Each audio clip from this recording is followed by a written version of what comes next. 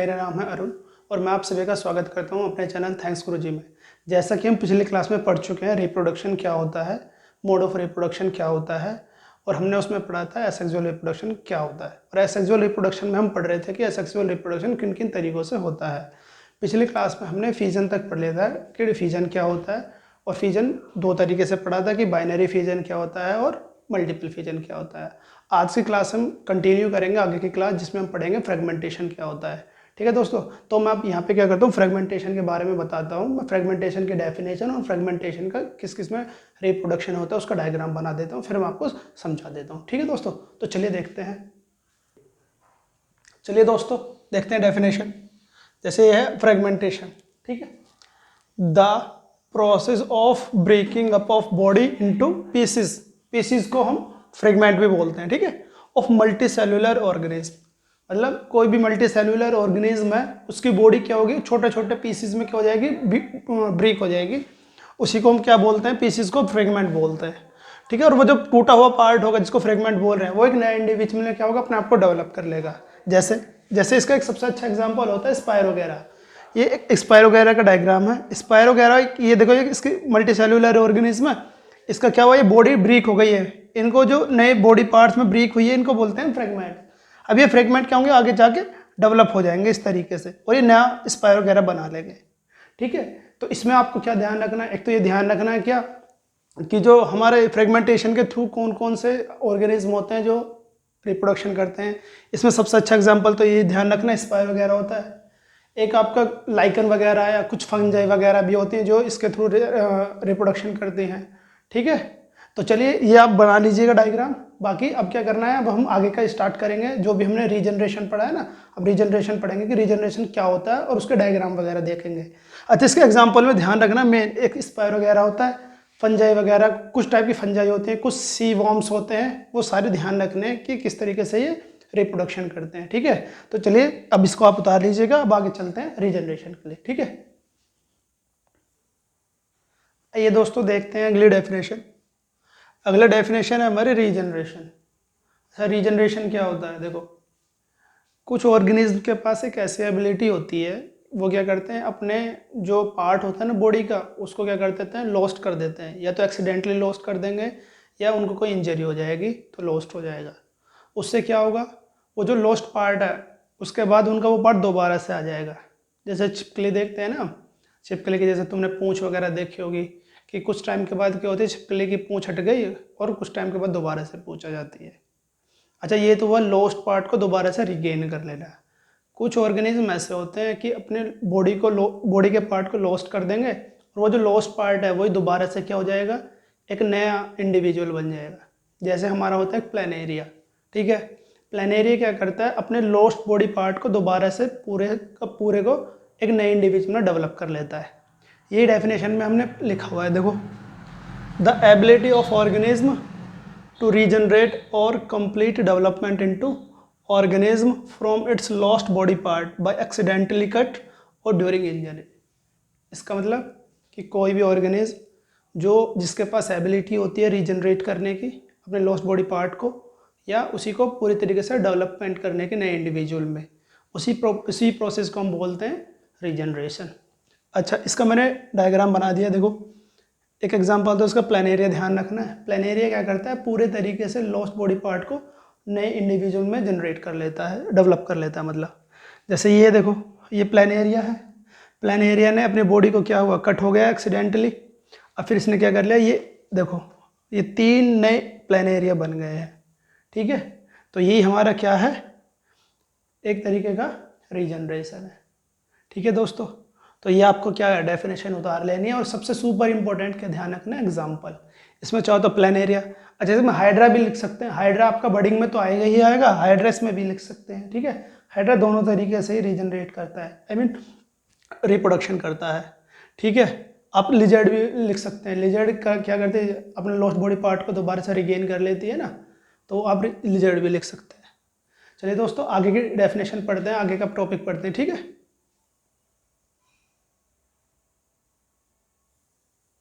चलिए दोस्तों देखते हैं आगे। Budding, the production of new organism from an out growth और bud of parent individual. Budding में देखो क्या होता है, जो कोई भी ऑर्गेनिज्म होगा उसके अंदर क्या होगा, उसकी बॉडी में से ना एक आउटग्रोथ होगी, एक तरीके से बड निकल के आ जाएगी, और इसी तरीके से वो बड क्या होगी, आगे के फर्दर डेवलप होगी, और फिर वो आगे जाके क्या होगी, अलग हो जाएगी, और वो एक ऑर्गेनिज्म का रूप ले लेगी। ठीक है, कैसे देखिए, जैसे ईस्ट और हाइड्रा में दोनों में क्या होता है, ये दो ऐसे ऑर्गेनिज्म है जिसमें बडिंग के थ्रू रिप्रोडक्शन होता है। अच्छा, इसमें देखो जैसे मैंने एक एग्जांपल यहाँ पे डायग्राम बनाया हुआ है हाइड्रा का। हाइड्रा में देखो ये ओरिजिनल हाइड्रा है, और इसमें से यहाँ पे देखो बॉडी से ये क्या हो गया, यहाँ पे बड निकल के आ गई है। बड एक तरीके से कली बोलते हैं, यानी बॉडी की एक आउट ग्रोथ हो जाती है। ठीक है, फिर वो फर्दर आगे देखो, इसमें एक तरीके से हाइड्रा डेवलप होने स्टार्ट हो गया, ये अलग होना स्टार्ट हो रहा है डेवलप। ये मेन हाइड्रा है, पेरेंट हाइड्रा, और ये आगे एक नया हाइड्रा बन रहा है। फिर ये आगे जाके क्या हो गया, बिल्कुल अलग हो गया, और इसने एक नया हाइड्रा बन गया। ये नया हाइड्रा है, ये ओरिजिनल पेरेंट हाइड्रा है। अब ये जो रिप्रोडक्शन हुआ है, इसमें से देखो बॉडी ग्रोथ में से अलग होके बनाया ना ये, तो इसी पूरे प्रोसेस को हम क्या बोलेंगे, आपका बडिंग बोलेंगे। ठीक है, बडिंग के दोनों एग्जांपल ध्यान रखने, ईस्ट और हाइड्रा। हाइड्रा का डायग्राम मैंने ये बना दिया है, आगे मैं ईस्ट का डायग्राम बना देता हूँ, इसके बाद ईस्ट का डायग्राम बनाऊंगा। तो आप पहले ये नोट डाउन कर लीजिएगा, इसके बाद आगे मैं हाइड्रा ईस्ट का डायग्राम बना देता हूँ, उसको देख लेना। दोनों के एग्जाम्पल ध्यान रखने हैं कि हाइड्रा और ईस्ट में आपका बडिंग के थ्रू रिप्रोडक्शन होता है। हाइड्रा का आप चाहो तो इससे पहले जो हमने पढ़ा था रीजनरेशन, उसमें भी लिख सकते हो। ठीक है दोस्तों, तो चलिए आप इसे उतार लीजिएगा, आगे देखते हैं। देखिए दोस्तों, एक एग्जांपल ये है, ये बडिंग इन ईस्ट, ये डायग्राम मैंने बना दिया है। एक तो मैंने पहले बनाया था हाइड्रा वाला, और एक ये डायग्राम है जिसमें ईस्ट में बडिंग दिखाई हुई है। ठीक है, इसमें देखो इस तरीके से न्यूक्लियस है, इसका वैक्यूल है, और ये धीरे धीरे डेवलप हो रहा है बड। ये देखो यहाँ पे डेवलप हुआ है ये, फिर ये डेवलप हुआ है, और ये देखो कितने सारे इसके बड डेवलप हो गए। आगे जाके क्या होंगे, ये ही डेवलप हो जाएंगे नए उसमें। ठीक है, ये हमारी पेरेंट सेल है, और ये हमारे नए बड है, और ये आगे जाके नए ईस्ट बन जाएंगे। ठीक है, तो चलिए अब करते हैं स्टार्ट आगे का आपका जो भी है। ठीक है, जिसको बोलते हैं स्पोर फॉर्मेशन। अब हम पढ़ेंगे स्पोर फॉर्मेशन, और फिर रह जाएगा आपका वेजिटेटिव प्रोपगेशन। ठीक है, तो आप इसका डायग्राम बना लीजिएगा। अब हम करते हैं स्पोर फॉर्मेशन। चलिए दोस्तों, देखते हैं अगली डेफिनेशन। अगली डेफिनेशन है हमारी स्पोर फॉर्मेशन। ठीक है, स्पोर फॉर्मेशन में देखिए, the process in which small bulb like structure sporangia develop into new organism. ठीक है, अच्छा, ये वाला जो रिप्रोडक्शन का मेथड होता है जिसको स्पोर फॉर्मेशन हम पढ़ रहे हैं, इसमें क्या होता है, देखो ये बहुत सारे एग्जांपल हैं। जैसे हमारा एक फंजाई हो गया, एस्परजिलस हो गया, पेंसिलियम हो गया। मोस्टली क्या होता है, जो हमारी फंजाई वगैरह होती है उनमें ये होता है रिप्रोडक्शन का मोड जो होता है। इसमें क्या होता है, जैसे कोई भी हमारा ऑर्गेनिज्म है, उसके अंदर क्या होंगे, बल्ब लाइक स्ट्रक्चर बनना स्टार्ट हो जाएंगे। ठीक है, वो बल्ब लाइक स्ट्रक्चर को हम क्या बोलते हैं, स्पोरेंजिया बोलते हैं। उसके अंदर क्या होंगे, थोड़े स्पोर बनने स्टार्ट हो जाएंगे, बीजाणु एक तरीके से, बीज की तरह। ठीक है, वो बीज क्या होंगे, बाद में जाकर उससे अलग हो जाएंगे, और नए राइजोपस या जो भी उसका एग्जाम्पल होगा उसमें डेवलप हो जाएंगे। जैसे मैंने एक एग्जाम्पल यहाँ पे बनाया हुआ है, देखो ये मैंने राइजोपस का एग्जाम्पल लिया। राइजोपस एक तरीके की फंजाई होती है, एस्परजिलस और पेंसिलियम भी एक तरीके की फंजाई होती है। ठीक है, ये तीनों ही क्या करते हैं, स्पोर फॉर्मेशन के थ्रू रिप्रोडक्शन करते हैं। देखो जैसे इसमें दिखाया हुआ राइजोपस, ये वाला जो दिख रहा है ना आपने, ये बल्ब लाइक स्ट्रक्चर जो है, ये हमारा क्या स्पोरेंजिया, और इसके अंदर जो है ये हमारे स्पोर हैं। ये धीरे धीरे डेवलप होंगे, और डेवलप होने के बाद ये देखो ये स्पोर यहाँ से इस स्पोरेंजिया से अलग हो गए हैं। ठीक है ना, और ये आगे जाके क्या करेंगे, नए राइजोपस में डेवलप हो जाएंगे। ठीक है, तो इसी तरीके से क्या होता है, ये हमारा स्पोर फॉर्मेशन का प्रोसेस स्टार्ट होता है। ठीक है, अब आपका सेक्सुअल रिप्रोडक्शन में एक रह गया है जिसको बोलेंगे वेजिटेटिव प्रोपगेशन। हम आगे क्या पढ़ेंगे, वेजिटेटिव प्रोपगेशन क्या होता है, वो किस तरीके से होता है। ठीक है, अब आप ये डायग्राम बना लीजिएगा। ठीक है, अब हम आगे क्या करेंगे, वेजिटेटिव प्रोपगेशन पढ़ेंगे। ठीक है दोस्तों,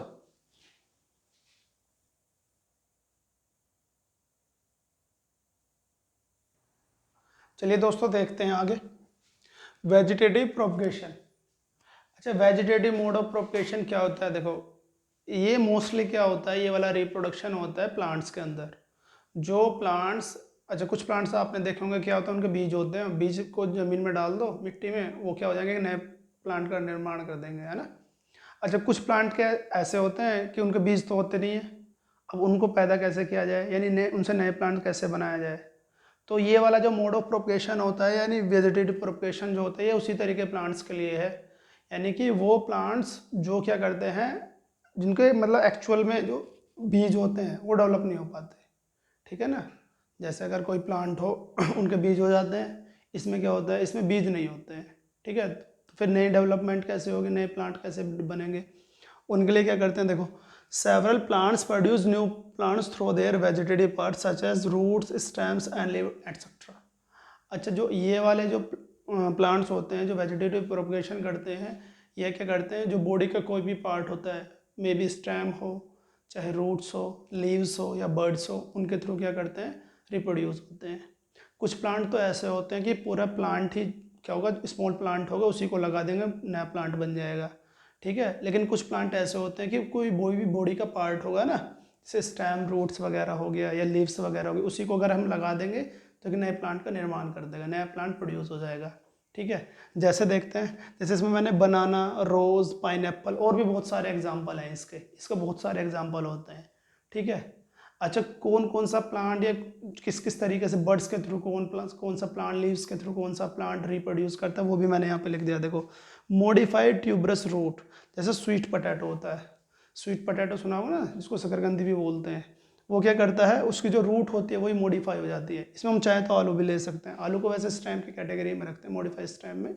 वो क्या होता है अगर हम उसको क्या करेंगे स्वीट पोटैटो को जमीन में ऐसे लगा देंगे तो नए मतलब नया प्लांट का निर्माण, नया प्लांट प्रोड्यूस हो जाएगा, ठीक है। फिर आता है बर्ड्स ऑन रूट्स, रूट्स पे क्या होते हैं छोटी छोटी क्या आ जाएंगी, बर्ड्स आ जाएंगी, और जो रूट्स पे बर्ड्स आएंगी वो क्या करेगा नया प्लांट बना देगा वो वाली बर्ड्स। ये जैसे एग्जांपल है गवावा का, ठीक है। अच्छा, ऐसे मॉडिफाई स्टेम आ गया, अब जो स्टेम को मॉडिफाई करके यानी स्टेम्स के थ्रू ही क्या होता है नया प्लांट डेवलप करता है। जैसे जिंजर हो गया, कोलोकेसिया हो गया जिसको गार्लिक भी बोलते हैं, आपका ये बर्ड्स या बल्ब लाइक जो स्टेम होता है बल्ब लाइक, वो आपका गार्लिक हो गया। इसमें ऑनियन भी ले सकते हैं, टर्मेरिक भी वगैरह ले सकते हैं इसमें, ठीक है, वो रूट्स के थ्रू भी हो सकता है। देखो, अच्छा इसमें सबसे इंपॉर्टेंट क्या है, बर्ड्स ऑन लीव्स, यानी कि जो लीव्स पे जो बर्ड्स आ जाएंगी वो यानी लीव्स के थ्रू जो हम रिप्रोडक्शन करेगा वो सबसे इंपॉर्टेंट इसमें ये है ब्रायोफाइलम। ब्रायोफाइलम से कई बार क्वेश्चन भी पूछा गया बोर्ड में कि ऐसा कौन सा प्लांट होता है जो लीव्स के थ्रू क्या करता है रिप्रोडक्शन करता है, उसका मैंने यहाँ पे डायग्राम भी बना दिया है। ये देखो, ये लीव्स है ना, इसके लीव्स पे क्या आ रही हैं, ये नई नई बर्ड्स डेवलप हो रही हैं। फर्दर आगे क्या होगा, ये डेवलप हो जाएंगे आगे नए प्लांट्स में, ठीक है। तो ये हमारा क्या हो गया, वेजिटेटिव प्रोपगेशन पूरा कंप्लीट हो गया है। अच्छा, वेजिटेटिव प्रोपगेशन भी दो तरीके से होता है, एक आर्टिफिशियली होता है और एक नेचुरली होता है। अब इतना डीप तो इसमें से क्वेश्चन शायद ही कभी आया है वेजिटेटिव प्रोपगेशन का यानी आर्टिफिशियल प्रोपगेशन। आर्टिफिशियल प्रोपगेशन में क्या होगा आपका, एक आपका आ जाएगा कटिंग आ जाएगा, एक लेयरिंग आ जाएगा और एक ग्राफ्टिंग आ जाएगा। तो अगर आप आगे लिखना चाहो तो लिख सकते हो आर्टिफिशियल प्रोपगेशन। और आर्टिफिशियल प्रोपगेशन भी तीन तरीके से होता है, एक कटिंग होता है, एक आपका लेयरिंग होता है और एक आपका ग्राफ्टिंग होता है, ठीक है। लेयरिंग होता है, ग्राफ्टिंग होता है और कटिंग होता है, ये तीन हमारे आर्टिफिशियल क्या होते हैं वेजिटेटिव प्रोपगेशन के मेथड होते हैं। तो यहाँ पे हमारा ये पूरा एसेक्सुअल रिप्रोडक्शन जितना भी था ये कंप्लीट हो गया है, ठीक है। अब हम आगे क्या पढ़ेंगे, आगे की क्लास में पढ़ेंगे हम क्या, सेक्सुअल रिप्रोडक्शन। सेक्सुअल रिप्रोडक्शन में स्टार्ट करेंगे सबसे पहले प्लांट से, फ्लावर वगैरह से, और फिर आगे ह्यूमंस बींग्स में किस तरीके से रिप्रोडक्शन होता है वो पढ़ेंगे।